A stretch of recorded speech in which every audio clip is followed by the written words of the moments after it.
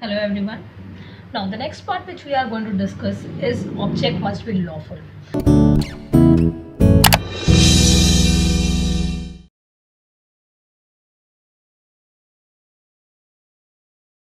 Now any contract which we are doing, no doubt it has to have a free consent, it has to have proper offer, acceptance, consideration, legal obligation, but at the same time it needs to be lawful object. If I'm doing a contract for, suppose if I'm giving a contract to someone for killing or for doing some illegal business, let's for smuggling or for doing some drug business, then it is having a object which is not lawful, which is not permittable by the law, जो law permit नहीं करता है. Giving contract for murder, for your smuggling, for giving dowry, all such kind of contract is not a lawful contract. So first thing, we have to understand there are few of the things which even if you want to enter, but still you can't enter into those kind of contract, and even if you have entered into the contract, in future you can't claim a enforceability against the same. For example, I have given an order to someone to kill Mr. XYZ for amount of 1 crore of rupees. Now for that he had actually done, because I had given him the assurity, I had given few amount of money in advance also, and he goes and kills someone. Now in future he comes and claims for the rest of the money, but I will say, okay, why, मैंने तो बोला ही नहीं था, आपने क्यों किया हमारा, अब मैं पैसा नहीं दूंगी. Can he go to the court and claim for the same? No, absolutely not. So here is where you have to understand the object for which you are entering into the contract must be very much lawful, otherwise it will be called to be as a void contract. Void का मतलब होता है null, जिसकी कोई value नहीं है. Even if the party wants to enforce that particular contract, but still you can't, because it was not a lawful contract. So इधर you can call it as a unlawful contract because law ने allow नहीं किया है, और you can call it as a void contract. अभी lawful, unlawful and void में थोड़ा सा डिफरेंस आ जाएगा. void as it is starting से मुझे पता था, killing someone, giving a order for smuggling or some arms and ammunition deal करना, all this is kind of a void contract. ये starting से ही उसकी कोई value नहीं होगी. But जो सडन लॉ ऑफ चेंज हो जाता है, जैसे for example, best example I can give you of a sudden change of the plastic ban. 2 years back हमें सबको पता था प्लास्टिक बैन हो गया. Even if I want to purchase, if I have suppose given an order to a dealer जो manufacture करता है plastic bags and all, suddenly Maharashtra government declared, okay, ban of plastic bag, whoever is going to use it, you are going to be punishable with the penalty amount.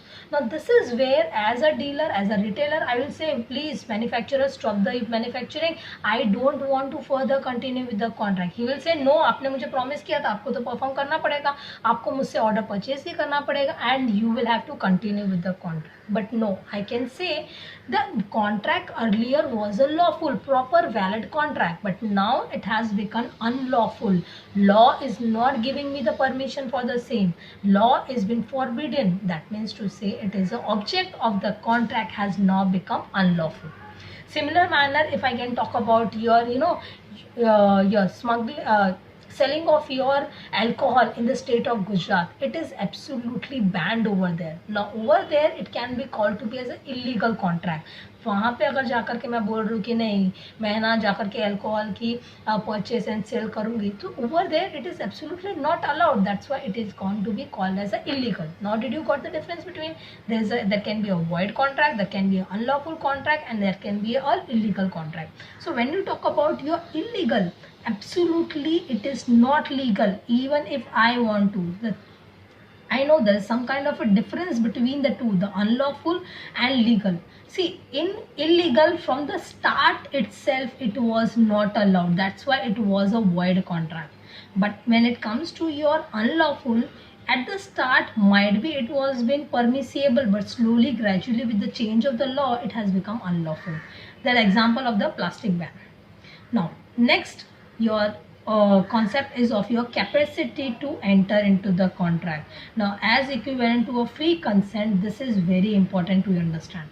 Capacity means when two parties are entering into the contract, they should have a proper capacity to understand the contract, ki whether the contract is a proper valid contract or not. If the party is not having the capacity to understand, automatically that contract is going to be called as a void contract.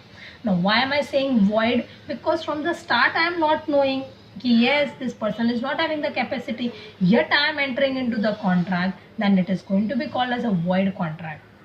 Simple example, I am entering into a person, I am entering into a contract with a person who is minor, who is below the age of 18 years. I am knowing it, okay, this particular boy is of your just 10 years and I am still entering into a contract. Automatically, it becomes a liability of mine. Even if I've entered into the contract in future, so let's suppose that they take the example of this. There was a boy of 15 years. Now he offered me, ma'am, I'm interested into selling off my bicycle to you. I was like, wow, this is a new bicycle. And he was of the opinion, I want to, sell it off. I want to take that particular 2,000, 3,000 rupees and I want to do a party.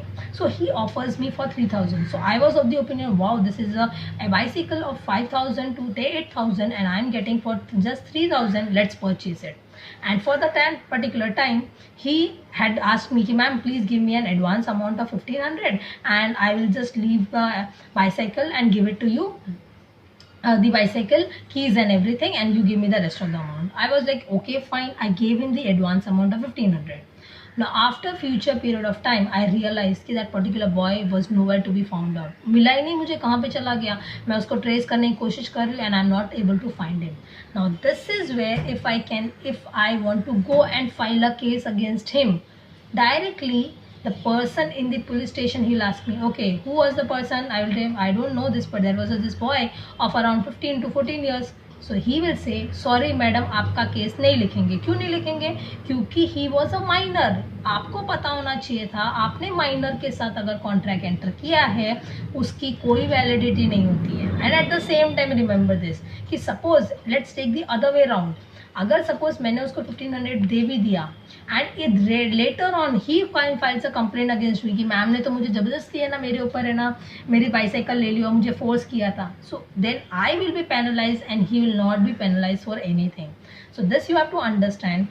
Any contract entered with your minor, a person of unsound mind, and a person disqualified by law. These are the three people who are not having the capacity to enter into the contract. I'm repeating.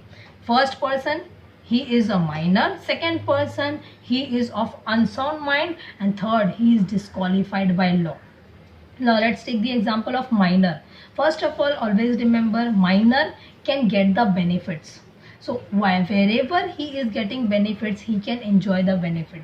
But yes, when it comes to the contract, I can't force him for performing any part of his duty, even if I had done a proper valid contract. And that is the reason I can tell you in your movie theaters and all, that is where generally they ask for your proper license or proper age proof and all. Why? Because over here, if there is some kind of adult movie and if they are allowing the students who are below the age of 18, and if for particular authorities come for investigation, then if they find it out any particular student who is below the age of 18, they can directly file the case against the theater and not against the students and all. So that is where the party who is entering over here, the theater people, they are required to be very vigilant when they are entering the contract. So they should be vigilant. Are they asking proper proof and all? Are they getting the proper proof and all? If they are not getting, they should deny we're entering into the contract. Second part, when it comes to the unsound person. Now unsound person, he can enter into the contract when he is of a sound mind. Now this is, for example, best example I can give you of Ghajini. You must have seen this particular movie Ghajini, in which Amir Khan was facing some mental issue where he was having a short-term memory loss. Exactly, that's where if a person is not having a stability of his mind for a span of time or for a particular period of time, or he is permanent unstable, whatever the scenario, you can enter into the contract only if he is in a sound state of mind. If he is not in a sound state of mind, you can't enter into the contract. Ma'am अगर कर लिया तो क्या होगा? Then in that case, even if you have entered into the contract, then automatically it will be called as a void contract. Void means which is not having any value, it is null, void, not enforceable. Third is disqualified by law. Now, disqualified means to say a person is disallowed by the law to enter into the contract. Now, who are these people? First of all, you're insolvent.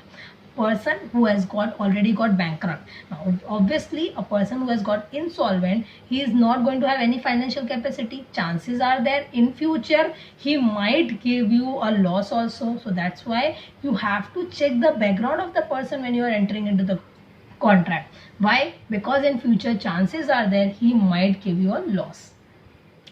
Then second person who is disqualified, any person who is convicted, who is behind the bars, who is behind the jail. A person जो jail के अंदर होता है उस time पे आप उसके साथ कॉन्ट्रैक्ट नहीं कर सकते हो.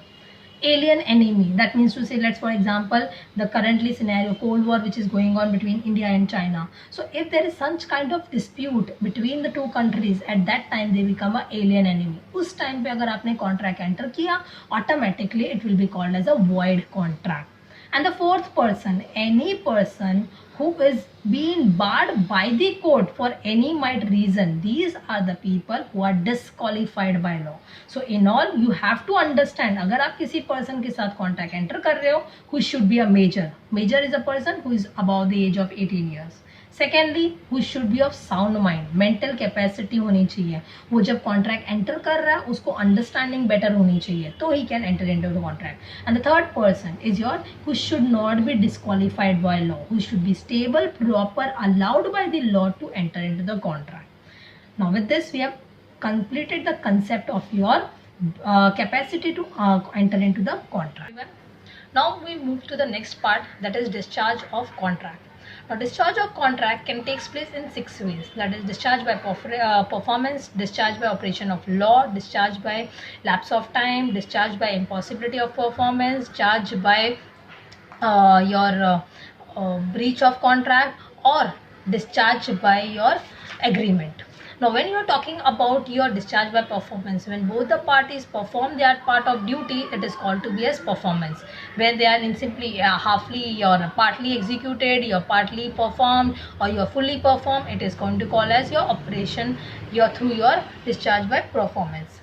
Next is your discharge by agreement. When you are saying the two parties agreed at something, and as per the agreement they have making changes in their contract, be it they are making new contract, that is novation of the contract, or they are making cancellation of the contract, or at times they are permitting waiving off, giving discounts to each other on the contract, where they are completely altering the contract, then it is called to as discharge by agreement.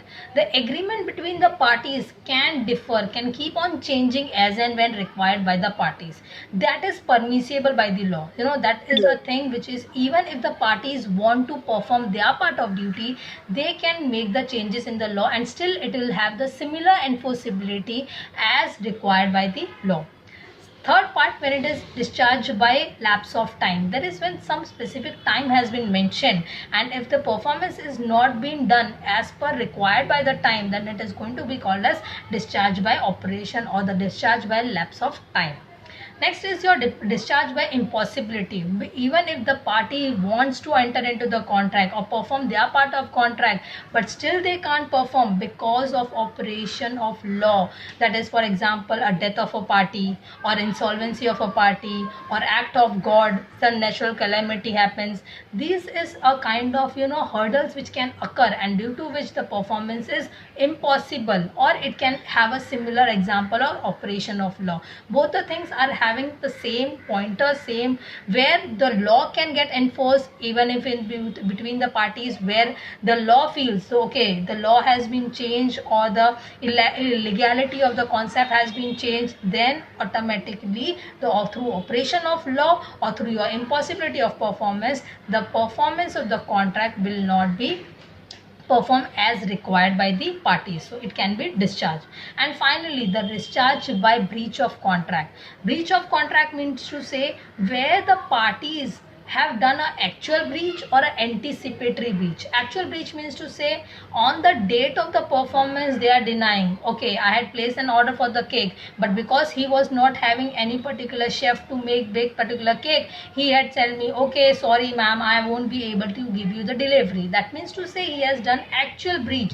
Breach, the term means to say breaking the contract. He's not doing the performance, that part of duty which is required to do automatically. That can give me the opportunity, or that can give me the chance where I can claim for the same. Next thing is discharge by breach of contract, where it can be an anticipatory breach. In future, chances are there he can cause me a loss. In future, chances are there he won't give me a delivery. For example, insolvency takes place. Now I come to know in future, even if I want, be it my contract is going to be performed after 2 years, but still he will not be able to perform, I can cancel the contract right away, right now, because that is the anticipation. ऐसे कई बार होता है, future के loss के लिए हम आज ही loss नहीं कर सकते, इसीलिए मैंने आज ही कॉन्ट्रैक्ट को कैंसिल कर दिया. दैट इज माई सेफ्टी और दैट इज माई प्रोटेक्शन. तो that's where I can cancel the contract. Now, in the next thing, we are going to even study about the remedies of the breach of contract, because her time क्या होगा, जिसको मन चाहेगा, जब मन चाहेगा contract को कैंसिल कर देंगे. So for that is where I will get the protection from the law, and I can say कि yes, even if you are going to cancel the contract, I can file a case against you and I can claim for the same. So those are the remedies for the breach of contract. So in your discharge of contract, it can be done by performance, it can be done by as agreement required, it can be by operation of law, it can be your impossibility of performance, it can be through your breach, or it can be even by the enforceability by the court, that is your through operation of law, even by lapse of time. So this was your concept on your discharge by performance or discharge of your contract. Thank you.